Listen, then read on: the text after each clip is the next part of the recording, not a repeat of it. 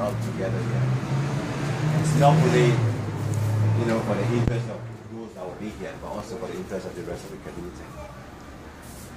And I'm so much indeed honored by the invitation as well. Liberia today, especially for some of us who have left this country for, at least many years now, let me put it that way. Even where we are, because of the way social media has become, it's like whatever happening here is like we see in there or we are part of it. Because we also have most of you now making use of the social media to inform your Liberian brothers and sisters in the diaspora of what is happening.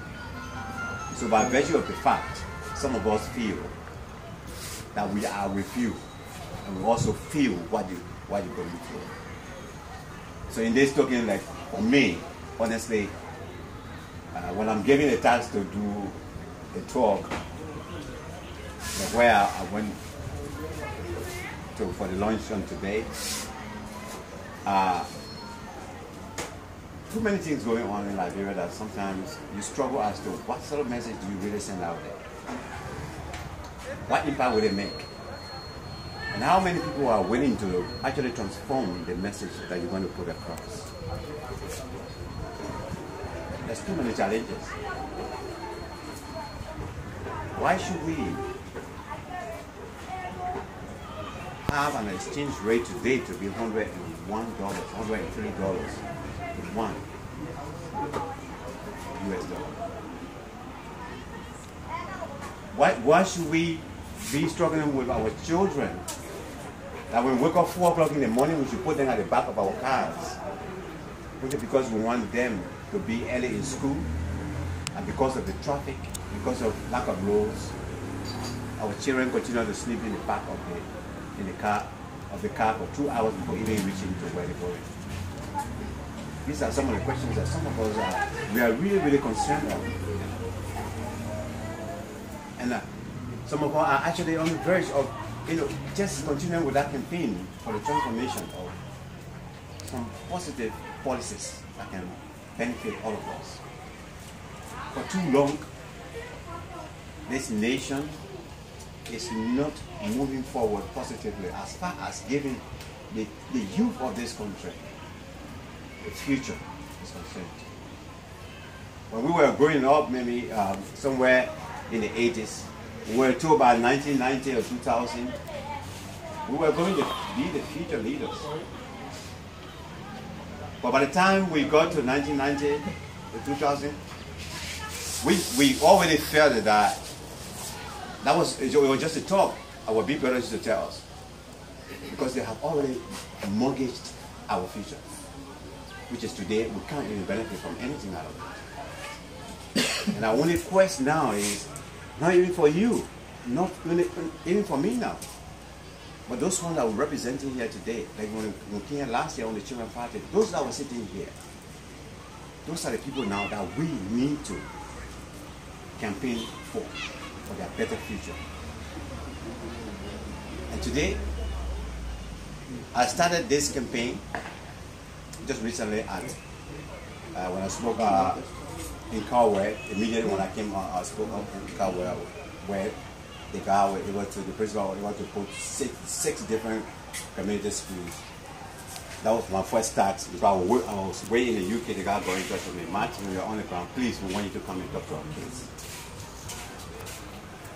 And there I kicked the ball rolling on a topic. Bullying and discrimination must be stopped in Liberia. And I was also kindly invited by the executive of CEO. Mr. Wisa was in America. He got in touch and said, Max, please, when you go this time around, we want you to come and address us. And I've been to CEO already. I spoke there. And I want to continue with that campaign. And this is the same campaign I want to bring here to you. Because a lot of us, it's a topic that we don't even bother to talk about. communities that we don't even mention when we meet in such a gathering. Intellectuals, when we meet, we forget about these communities. And sometimes we only focus on those that are up there, who are privileged.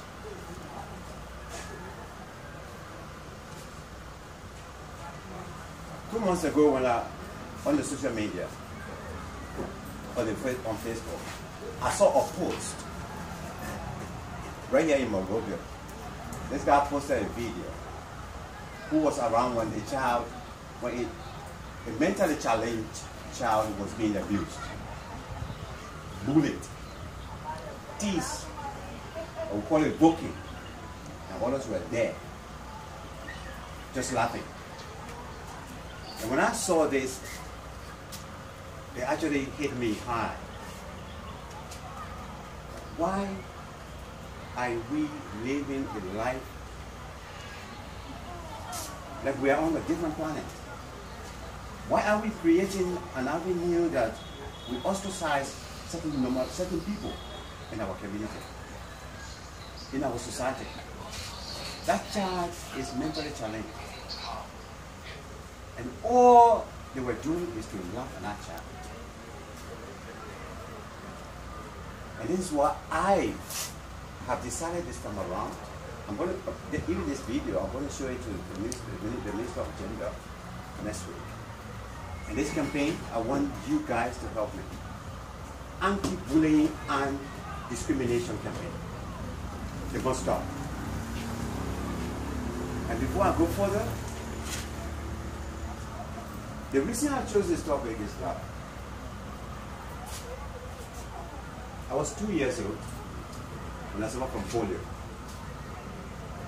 And we all know that in Liberia, disability is cursed.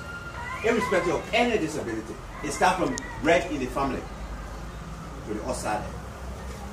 Nobody gets time for it. They don't even know that you exist. And nobody wants to know that you should even exist. Any form of disability. And the challenges I went through, which is in a way today, surprisingly, when I sit and reflect on what I used to be told by some people that I would call friends, it's hard for me to comprehend why I am where I am today. I go to university. In the UK, they invite me to university to go do a talk where, like something like this, I'm paid. I'm paid to go and do talk. But the challenges are huge. Now, when I was growing up, let me share this story with you so that this campaign, anti-bullying and discrimination campaign, for us to start it, we can have posters all over here, and we can go into community and do and continue with it. Because it's something that is in the fabric of our society. And only you can change it. Nobody else.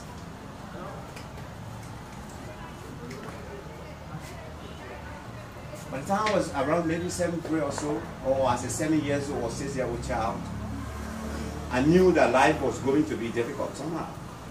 Because already I was being bullied at school, on the playground. Bullying in other simple English is teasing somebody or poking somebody. When the person says, "Oh, I don't like this," when you continuously doing it, because the person looks different to you, or you see them, they say, "Oh, the person, they are mentally challenged," and we put a label on them, crazy person. They are physically challenged, you call them only crippled people.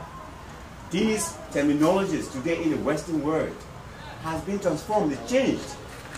Person with disability. But here in our society, we still ostracize those people by those labels. Yeah, that crippled man are walking there, that crippled guy. I want us to take these terminologies out of our vocabulary and begin to live a life as a civilized society. And borrow those terminologies that are being used in the Western world today. Person with disability, person with mentally challenged. Stop calling them crazy people. Because the moment you put them in that box, you don't care for them. Go to Alfred. Go to Alfred. Being teased at, being laughed at, was a huge challenge for me. I managed to overcome that. But there are others, I can tell you no lie. There are others there in that particular box. By the time you do it to them, they give up. The next thing, they confine themselves in the home. Because while you have put them out, you have stopped them from coming across you. That happened to me as well. I lost a lot of friends when I was coming out, going to school.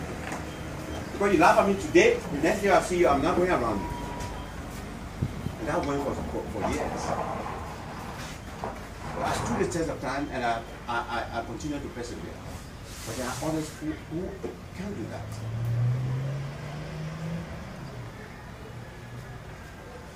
So that is why I would love to call upon you guys. Please, this campaign, anti-bullying and discrimination campaign, let us join me to kick it off. We can do it on social media, we can do it in our communities also. We can educate our children, all of us here, our nieces, our nephews. When you see your friend being laughed at, tell your friend who's doing that laughing at that person to stop. That's anti-bullying there, anti-discrimination. If the children hear the message, they will get it.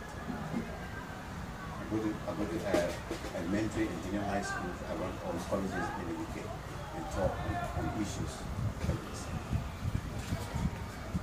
Experiment that will take a stand against some of these things. When I graduated from high school, the first thing that I wanted to do is to attend a vocational training in journalism.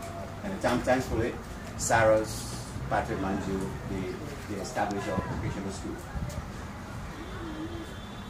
And this story is one thing that, it was one of them that actually almost got me to the point that I wouldn't have been where I am today because of what I was told by a journalist, a friend. I was given an assignment to go and do a commentary at ATS. And I went to the gate of the perimeter of ATS. I met a gentleman there. I'll call him gentleman. Although he wasn't a gentleman that day. And I introduced myself to him. I showed him my ID card. I'm a student. I'm practicing.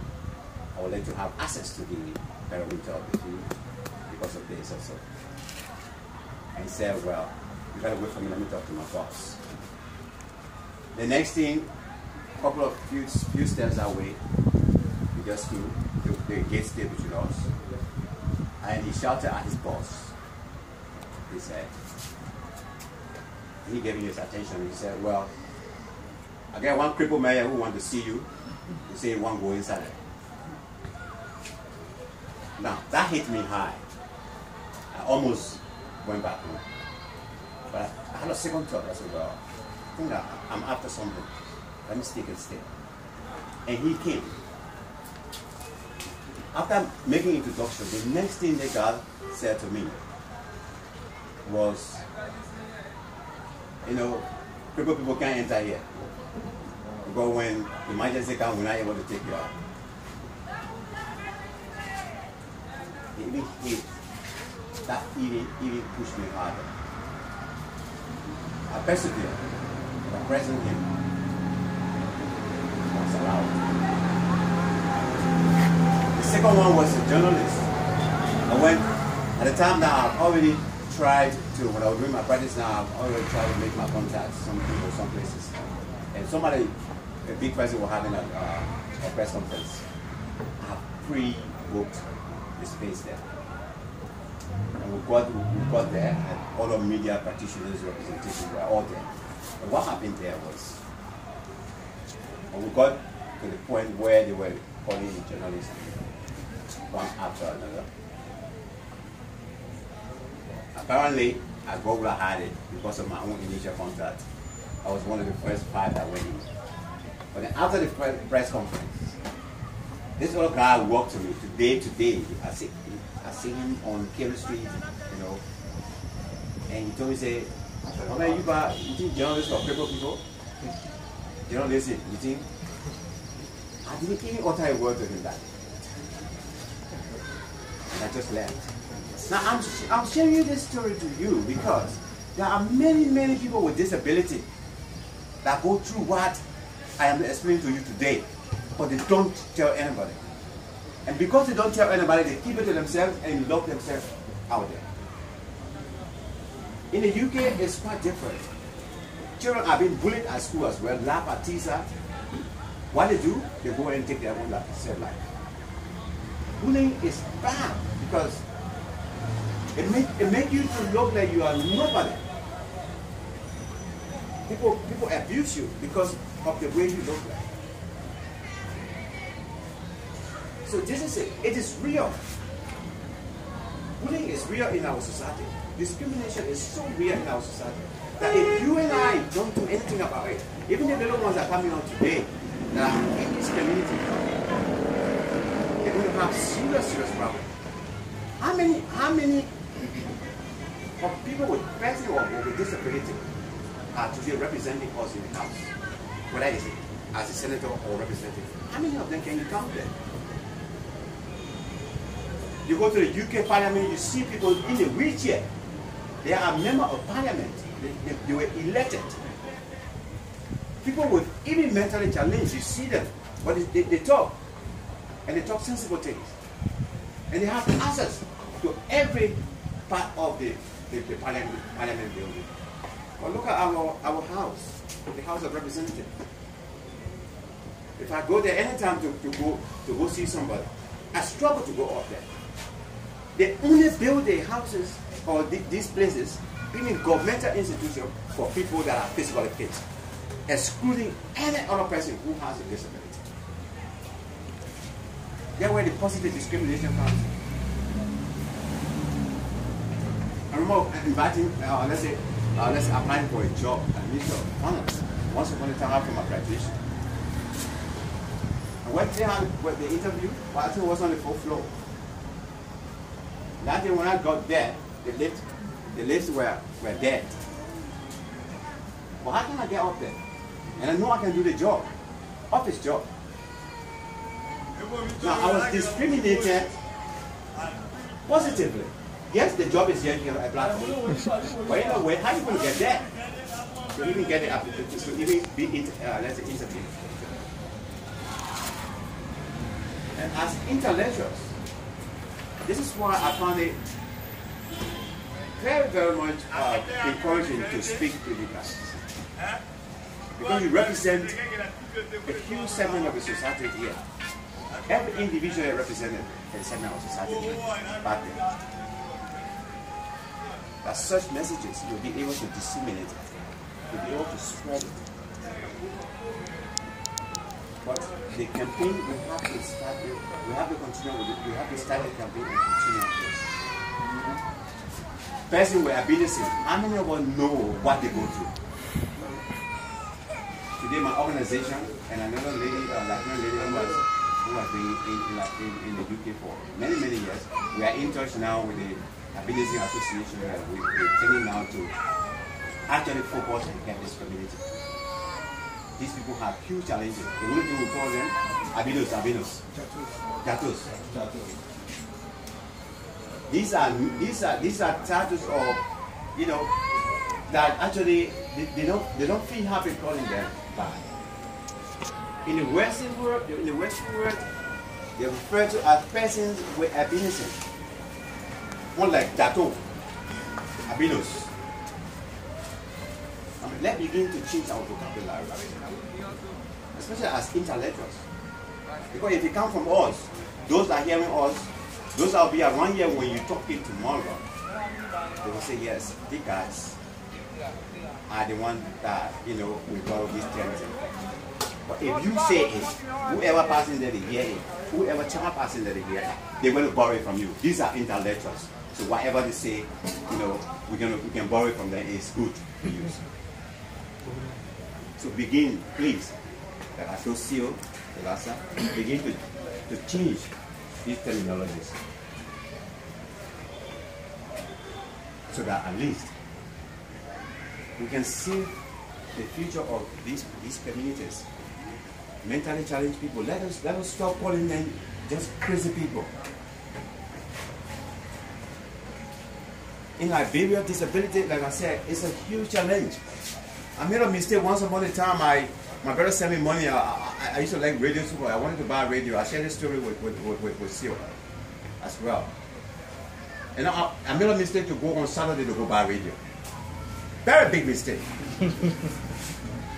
The mistake was because Saturday is the day that the whole of Monrovia, these people with disability come in the street to beg.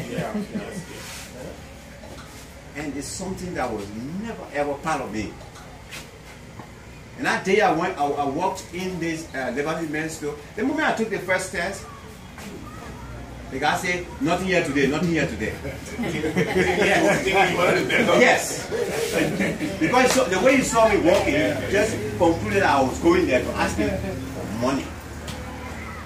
And I just got quiet. I walked out the next door. I went and bought this radio. I got $10. I came back. I went in that store. I had a radio with me. And I went to him. I said, you know what happened? I just entered your store here and you humiliated me by those words you told me. I came here to buy a radio. I'm not a beggar and will never be a beggar. Not because of my disability or any person with disability enter in this shop here, you feel that they're coming to beg you. I said, no, this is a radio. I just come and buying it. Then before you say, oh, I'm really sorry. But how many of them are aware? These communities are suffering. A lot of people, even where I am today, due to bullying and discrimination, sometimes people just keep themselves. Or other people, they don't want to mix. And it kills people as well. We don't want to reach to the point that we're here tomorrow, a 12-year-old child hang his or herself because their friend bullied them or they've been discriminated against. That's not what we want. And we don't want to see that in the next in years to come. Then we should start the campaign right now. Anti-bullying campaign, anti-discrimination.